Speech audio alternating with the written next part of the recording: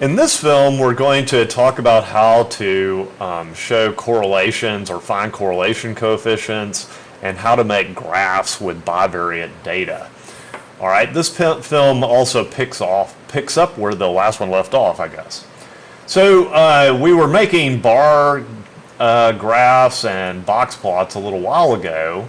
All right, so what I'm going to do now is I'm going to restore the missing column of data I had here. So I'm just going to go up here to edit and undo. You may remember I deleted this tail length data. So what we have now in past, let's see, I'm going to need to zoom in here real quick. What we have now in past is we have snout vent length data for Lewdkini, tail length data for Lewdkini, snout vent length data for Acleos, tail length data for Acleos. Okay, so what we're going to do now is we're going to generate a bivariate plot. Now I'm going to start with just these two, with just Lewdkini. So we'll look at it first. All right, so let's say we wanted to find out if these two traits are correlated. In other words, do lizards with a larger body also have a larger tail? As you might guess, they probably will. So let's see what this looks like. So the way you get a bivariate plot is we use model linear bivariate, okay? And then you get a little graph that looks like that. So each one of the dots represents one of the lizards in the sample. And then this red line you see running through there, that is called a regression line. Now, later in the course, we have a whole section where we study linear regression. So we're going to be doing a lot with these things later. But for now, just realize that's what we call that thing. Okay, it's like a line of best fit. It minimizes the distance of the dots to the line, essentially. Okay. So at this stage, the only thing we're going to be focusing on are descriptive statistics. So we're going to take a look at the descriptive statistic that describes this relationship. That is Pearson's correlation coefficient, which is given by past right here. All right. So R, and notice it's pretty high, 0.970 in this particular relationship. What that means is that is a strong correlation.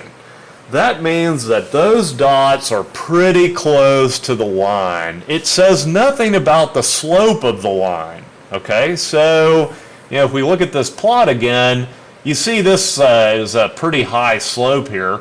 But if the line was like going off down here somewhere, that would be a lower slope. If all those dots are still really close to the line, you still could get a correlation very close to 1. Okay, so this is a very strong correlation. All right. Now, there is an inferential statistic here that tells us that this is actually a significant correlation. In other words, they really are correlated and a correlation coefficient is not 0. Okay, but let's not get into that just yet. For now, we're just going to focus on what that means. So that's a positive correlation. That means as snout vent length increases, tail length also is increasing. Okay. If it was negative, that would mean that they were inversely related to one another. If it was a negative correlation, it would mean that as snout vent length increase, tail length decreases. All right. Strong correlations are close to 1 or close to -1. Weak correlations are close to 0. Okay. All right, so that's how you get a correlation coefficient. All right. Now, for the homework, we're not actually doing a plot of just one of these. I think you'll have to find, for the quiz, you may have to find a correlation coefficient. One thing that you should know is, Lane tells you how to calculate a correlation coefficient by hand, and even in the PowerPoint, you'll see a formula showing how to do that. It's such a pain, though, and we can use past to do it as long as we have the data, that you're never going to have to calculate a correlation coefficient by hand. We're just going to use past to calculate them for us. All right. Now, so what I want to do is I want to compare these two species, sort of to see if they both have the same relationship. All right. So to get a graph showing all of them, so both Acleos and Leutkini, I'm going to just hold the shift key down and click this column. Now they're all highlighted. So you got to get them all highlighted there. All right. Now, to show both of them, we're going to use something called ANCOVA. So we go to Univariate, ANOVA, and then go over here to one-way ANCOVA. All right. Notice that what that does is, first you'll get all these statistics. We don't need any of those for what we're doing. This is what we want. We want a graph showing the two species on it. All right. So as you can see, there's two colors here. Those represent the two species. You see there's more red. Well, you can go back to see which is which, but Acleos is the one that has like the most specimens. So that's what the red one's representing, and the black one is representing, Leutkini. All right. Notice our graph is missing a lot of information and needs some adjustments, so we're going to go back into the graph settings again. All right. We're going to, again, use Arial font, just like on the other one. Where is it? Okay. I wish it was like higher up in here so I'd have to look for it every time. 12, okay. Thick lines, remove the frame, 4-point symbols. I think we can start both of these at 0 and it'll still fit. All right, so we'll do that. Okay, now x-axis and y-axis. So anytime you are generating a graph, you want to put the independent variable on the x-axis. This is very important. In the homework, you're going to have to look at the two variables you're graphing, and you're going to have to figure out which of them is independent and which of them is dependent. So that is part of your grade on this first assignment, and I'm not going to tell you anything else about how to do that. But you have to be sure you set it up correctly. For this one, for this example, it's kind of hard to say, well, does the tail depend on snout vent length? Yeah, I don't know. We've set it up that way, so we're going to make snout vent length the independent variable. All right.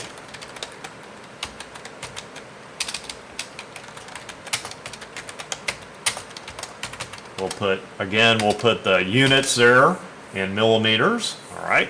Now, tail length is what is on the other axis. All right. So now I think we've got everything there. Let's see how our graph looks. Maybe we should look at it and see there. Yeah, that looks good. That's what we want. Okay, so we're ready to, I'm going to go ahead and close this. And I'm just going to hit the copy button here so we can put this into the Word document. All right, now we're going to go reduce the page a little bit. All right, so this will be figure 3 in my assignment. All right, so what we have here, this really shows a relationship. It shows how tail length increases with snout vent length, or how these two things sort of grow, I suppose. All right, so you could just put something like relationship of tail length to and snout vent length in, let's see, we need to tell people what the colors are. So in Lophocollodes Acleos. All right, that's the one that's red in this graph. All right, whoops, hold on. Funny happened. All right. And L. Leutkini. Okay. So frequently you'll see genera abbreviated like you see here. And, some journals have pretty strict rules about that, but you always want to spell out a genus in every caption so that people don't have to dig through the paper to figure out what it's supposed to be.